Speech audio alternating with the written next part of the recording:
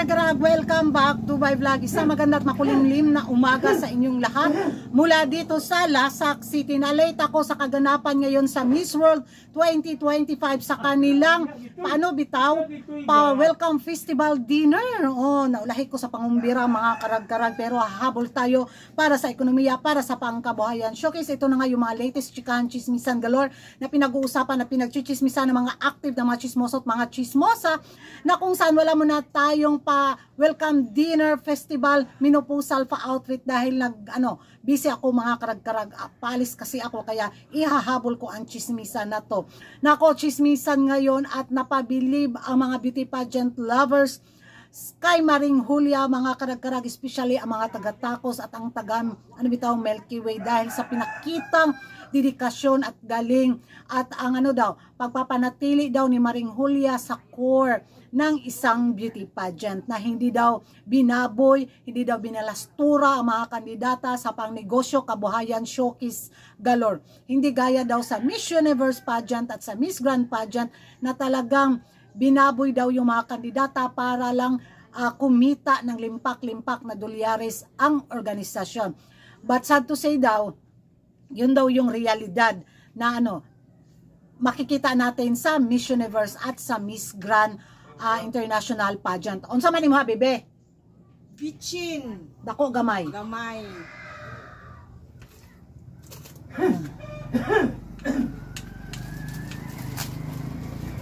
Isa pa. So, yun yung mga hanas nila mga karag-karag. Samantala sa pageant daw ni Maring Julia, karespeto daw ang mga kandidata. Very traditional ang Miss World pageant. So grabe, thumbs up na thumbs up. Grabe yung bilib nila kay Maring Julia. Sana manatili daw yung ganitong sistema ng kalakaran ng Miss World, dahil wala na. Ito na lang daw yung pageant na makikita nating totoong beauty pageant kaya daw sa Miss International. But sad to say, yung mga ibang pageant is puro na lang daw kabalastugan yung pinagagawa sa mga kandidatang lumalaban sa corona, which is totoo naman. Pero yun nga, kailangan kasing kumita din ng organisasyon. So sa Miss Universe kasi at saka sa Miss Grand is more on talaga sila, kumikitang kabuhayan. Sad to say lang, nakalimutan na talaga ng Miss Universe yung dati nating nakasanayan dito sa pageant na hinahangaan natin noon. But ngayon nga, more on business sila, more on live selling sila dahil kailangan nila ng milyones. Kaya Maring Julia kasi is more on sponsor si Maring Julia na, which is doon naman talaga siya kumikita din ng mga limpak-limpak na dolyari sa mga pa-sponsor galore ng mga iba't ibang bansa. So tahimik lang at hindi lang masyadong halata kay Maring Julia, pero hindi naman siguro itataguyod at ipagpatuloy ni Maring Julia ang kanyang beauty pageant organization kung wala naman siyang magiging profit, di ba? But ang sa Miss Universe kasi at saka sa Miss Grand is lantaran talaga. Kay Maring Julia is secret galore lang. So, well, balikan natin tong welcome festival dinner ng Miss World 2025, na kung saan may mga pa-red carpet galore yung mga kandidata at suot nila yung mga pa-traditional na pa-fashion galore, pa-outfit ng mga Indian, di ba? At isa din sa pinag-uusapan at pasok sa panlasa ng mga beauty pageant lovers at mga fashion expert na mga beauty pageant pages ang naging pa-outfit ni Krishna mga karag-karag sa welcome festival dinner ng Miss World 2025, na lumutang daw talaga ang ganda ni Krishna, which is agree naman ako. Parang masabi natin sarap niyang koronahan sa India mga karag-karag, kasi yung face card value ni Krishna is Indian na Indian din. Yun yung nakikita ko sa ganda ni Krishna. But sad to say nga, hindi natin alam yung sirkulasyon ng matris ni Maring Julia, kung sino yung napupusuan at niluluto niya sa kanyang bikiri sa taon na to sa Miss World 2025. Kaya ayaw kong umasa, pero sana mag-iba yung sirkulasyon ng red at white cell membrane ni Maring Julia at ibigay sa pins. 50-50, 10% lang siguro yung lagay, pero umasa ako sa himala.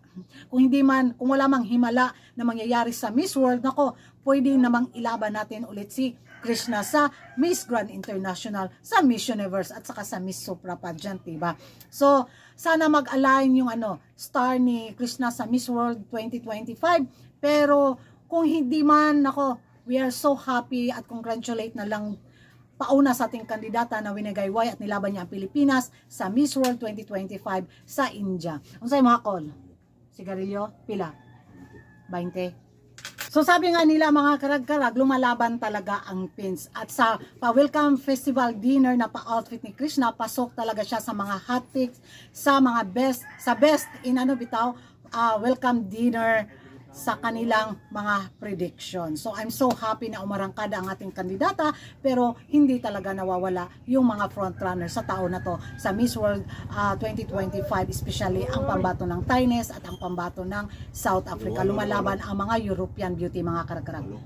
O, 8. So ewan ko sa inyo mga karag-karag kung ano yung magiging reaction nyo na napabilib ang mga beauty pageant lovers sa taga-Tacos at taga-Milky Way sa naging eksena sa Welcome Dinner Festival ng Miss World 2025 at pasok ang ating pambato sa panlasa ng kanilang pa-fashion galore taste. Sang-ayon ba kayo mga karag-karag at isa rin ba kayo sa nagagandahan sa piniling pa-traditional Indian outfit ni Krishna sa pa-Welcome Dinner Festival na to ng Miss World 2025? Mag-ingay tayo sa comment section at kung hindi ka pa nakapag-subscribe sa YouTube channel ko, don't forget to like and subscribe Kuragan Karag and hit the notification bell para updated kayo sa mga latest late chikahan sa mundo ng beauty pageant. And that's all for today. Thank you for watching. Bye-bye.